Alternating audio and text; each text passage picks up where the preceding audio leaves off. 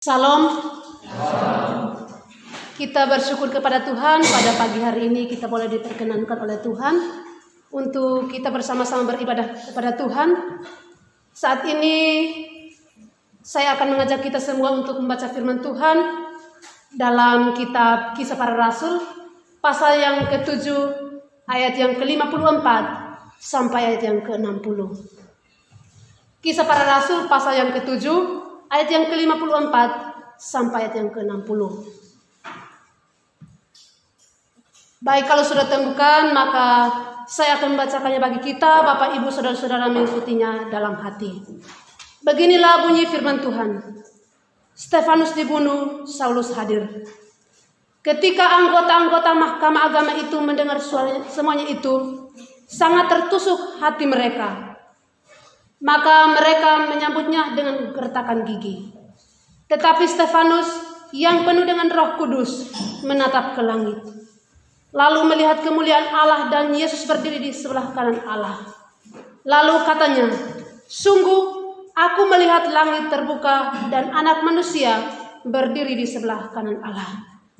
Maka berteriak-teriaklah mereka dan sambil menutup telinga serentak menyerbu dia. Mereka menyeret dia keluar kota lalu melemparinya. Dan saksi-saksi meletakkan jubah mereka di depan kaki seorang muda yang bernama Saulus.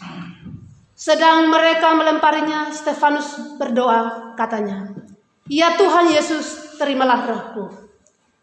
Sambil berlutut ia berseru dengan suara nyaring, "Tuhan, janganlah tanggungkan dosa ini kepada mereka."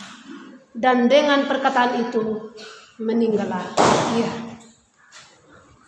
Bapak Ibu Saudara yang terkasih dalam nama Tuhan kita Yesus Kristus, yang dikatakan berbahagia adalah setiap kita yang membaca firman Tuhan, merenungkannya serta melakukannya dalam kehidupan kita hari lepas hari. Di hari Minggu yang lalu pada ibadah sore, kita sama-sama merenungkan firman Tuhan yang berbicara tentang bagaimana para rasul diperhadapkan kepada atau diperhadapkan dengan Mahkamah Agama karena pemberitaan mereka tentang Yesus Kristus di bait Allah. Mereka mengajar tentang Yesus Kristus di bait Allah, sehingga para Mahkamah Agama itu datang kepada para rasul. Mereka menangkap mereka, lalu membawa mereka kepada para Mahkamah Agama. Nah, ketika para Mahkamah Agama bertanya-tanya kepada para rasul tentang pemberitaan mereka tentang Yesus Kristus, para rasul itu memberitahukan apa yang mereka ajarkan kepada orang banyak yang hadir di bait Allah. Ketika mereka menyampaikan apa pertanyaan dari para rasul pada Mahkamah Agama, maka para Mahkamah Agama itu mengatakan kepada mereka, mulai dari sekarang jangan beritakan nama Yesus kepada orang lain. Tetapi apa yang terjadi dengan para rasul? Ketika mereka diingatkan jangan beritakan nama itu kepada orang lain, setelah mereka dilepaskan dari sidang Mahkamah Agama itu, mereka kembali ke bait Allah untuk memberitakan nama Yesus. Mereka kembali ke bait Allah untuk memberitakan nama Yesus kepada orang lain. Nah, ketika mereka kembali ke bait Allah untuk memberitakan nama Yesus, mereka tidak merasakan ketakutan dalam pribadi mereka. Mereka tidak ragu kalau nanti akan mereka mendapatkan akibatnya. Ya. Mereka tidak menyebabkan apa endingnya nanti. Ya. Tetapi mereka tetap memiliki hati yang berkobar-kobar untuk memberitakan nama Yesus. Nah, Bapak Ibu Saudara yang terkasih dalam nama Tuhan kita Yesus Kristus, dari ayat firman Tuhan yang telah kita bacakan pada pagi hari ini, maka saya akan berikan sebuah tema kepada kita, yaitu rela menderita demi mempertahankan imannya kepada Kristus. Rela menderita demi mempertahankan imannya kepada Kristus. Bapak Ibu Saudara yang terkasih dalam nama Tuhan kita Yesus Kristus, yang menjadi pertanyaannya bagi kita, seperti apakah orang yang rela menderita demi mempertahankan imannya kepada Kristus? Ada beberapa hal yang perlu kita lihat dan perlu kita ketahui. Yang pertama adalah berani menyatakan kebenaran walaupun tersakiti. Berani menyatakan kebenaran walaupun tersakiti. Itu terdapat di dalam ayat yang ke-54. Saya akan bacakannya bagi kita. Ketika anggota-anggota Mahkamah Agama itu mendengar suaranya itu, sangat tertusuk hati mereka. Mereka menyambutnya dengan gertakan gigi. Ya, Stefanus mengungkapkan atau membuka lebar semua kesalahan atau kejahatan dari nenek moyang bangsa Israel. Dan juga mengungkapkan atau mengingatkan kembali kepada para mahkamah agama tentang kematian Yesus Kristus, tentang Yesus yang mereka salibkan. Mereka merasa dipermalukan oleh Stefanus. Perkataan yang diungkapkan oleh Stefanus itu sangat menyakitkan bagi para imam atau para mahkamah agama yang hadir pada saat itu. Sehingga apa yang menjadi reaksi dari orang-orang yang hadir pada saat itu? Di dalam ayat yang ke-54, di situ ada satu kata, atau di situ ada kata yang mengatakan bahwa maka mereka menyambutnya dengan gertakan gigi. Mereka sangat marah kepada Stefanus karena Stefanus mengungkapkan apa yang menjadi kejahatan mereka di depan banyak orang.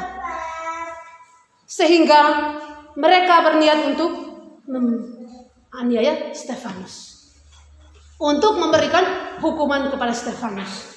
Nah, Bapak Ibu Saudara yang terkasih dalam nama Tuhan kita Yesus Kristus,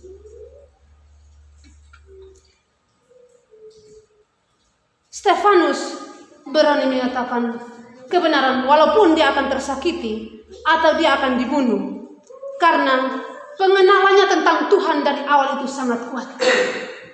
Jadi dalam kehidupan kita, jikalau kita memiliki pengenalan benar tentang Allah dari awal dengan kuat, dengan benar, maka apapun tantangan dan rintangan yang kita hadapi, kita akan tetap teguh di dalam Tuhan.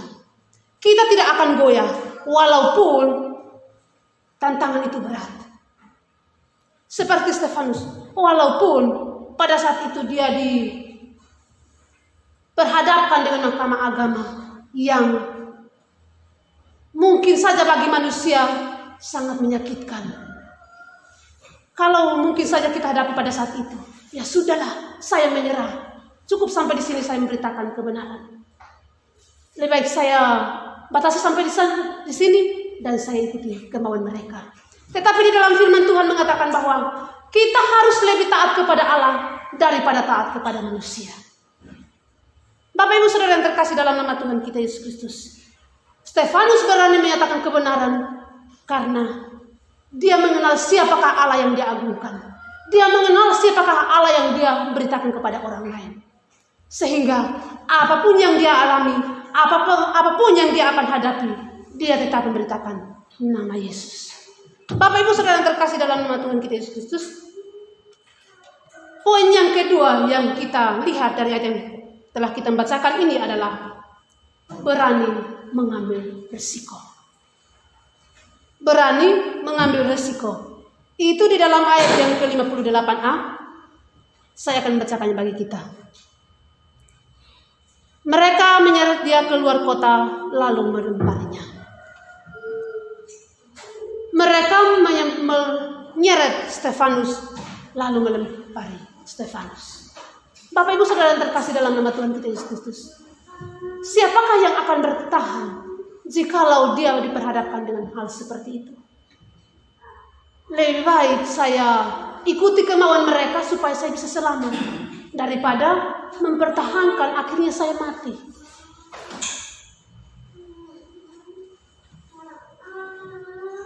Tapi Stefanus memiliki pemahaman yang benar tentang Tuhan. Sehingga apapun yang terjadi dalam hidupnya, dia tetap ikut maunya Tuhan, bukan ikut maunya sendiri. Bapak Ibu Saudara yang terkasih dalam nama Tuhan kita Yesus Kristus, untuk mengambil resiko itu sangat menakutkan. Karena kita tidak tahu endingnya akan seperti apa. Apakah menyenangkan atau mengecewakan? Apakah endingnya baik atau buruk? Endingnya menyukakan atau mendukakan? Kita tidak tahu. Tetapi Stefanus berani mengambil risiko. Walaupun pada akhirnya dia akan mati. Bapak Ibu Saudara yang terkasih dalam nama Tuhan kita Yesus Kristus, ketaatan dan kesetiaan Stefanus sangat terbukti sampai dia mati. Bukan hanya sampai di tengah-tengah, tetapi sampai dia mati. Bapak Ibu Saudara yang terkasih dalam nama Tuhan kita Yesus Kristus, kadangkala manusia mengabaikan ketaatannya kepada Allah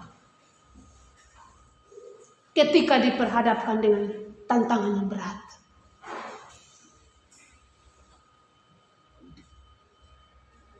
Tetapi kita pada pagi hari ini boleh belajar dari Stefanus.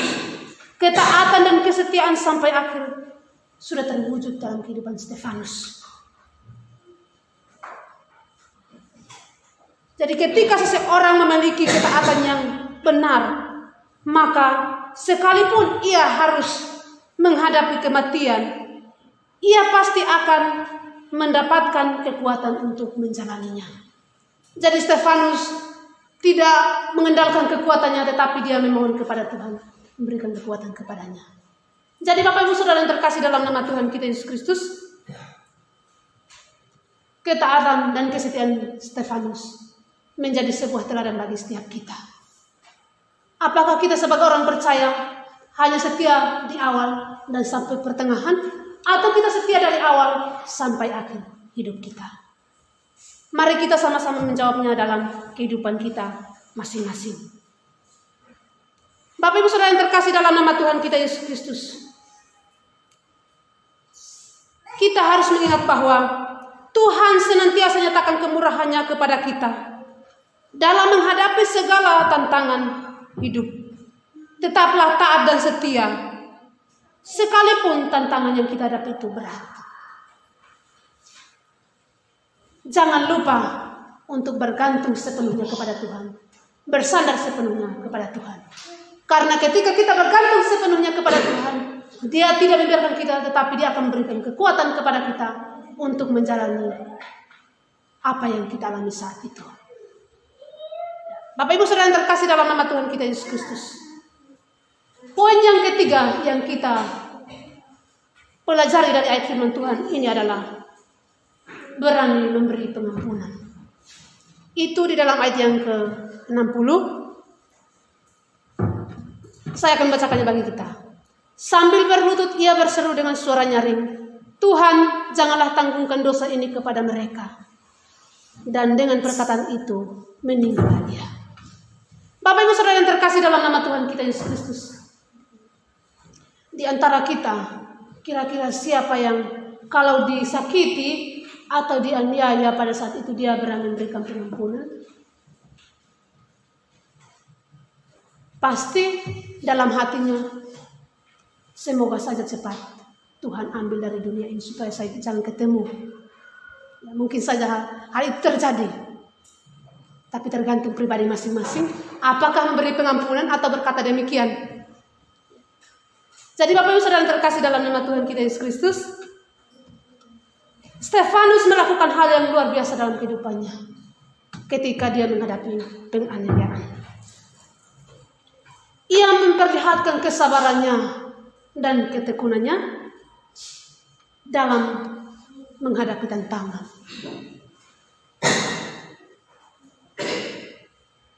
Di saat orang banyak berteriak, bunuh dia, apa yang dilakukan oleh Stefanus? Apakah dia berkata, jangan bunuh aku?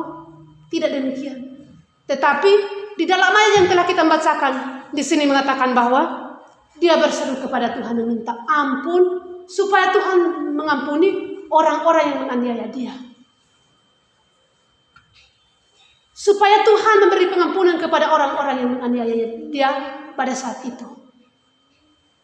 Nah, Bapak Ibu Saudara yang terkasih dalam nama Tuhan kita Yesus Kristus, ketika orang banyak memarahi dia dan melemparinya dengan batu, ia tidak melawan, sebaliknya ia berdoa meminta ampun kepada Tuhan supaya Tuhan memberi pengampunan kepada orang-orang yang menganiaya dia. Bapak Ibu Saudara yang terkasih dalam nama Tuhan kita Yesus Kristus, terkadang dalam kehidupan kita biasanya orang yang kalau teraniaya atau tersakiti akan marah dan menyimpan dendam terhadap orang yang melakukan kejahatan kepadanya, dan dia ingin membalas kejahatan yang dilakukan oleh temannya. Tetapi Stefanus meneladani apa yang dilakukan oleh Kristus di atas kayu salib, yaitu dia memohon ampun kepada Tuhan supaya Tuhan memberi pengampunan kepada orang-orang yang telah melakukan kejahatan kepadanya. Nah, Bapak Ibu Saudara yang terkasih dalam nama Tuhan kita Yesus Kristus, Stefanus berdoa kepada Tuhan, Tuhan, janganlah tanggungkan dosa ini kepada mereka. Ternyata tidak sia-sia permohonan Stefanus kepada Tuhan. Terbukti, yaitu Saulus bertobat dan dipakai oleh Tuhan dengan luar biasa untuk pemberitaan Injil lebih luas lagi.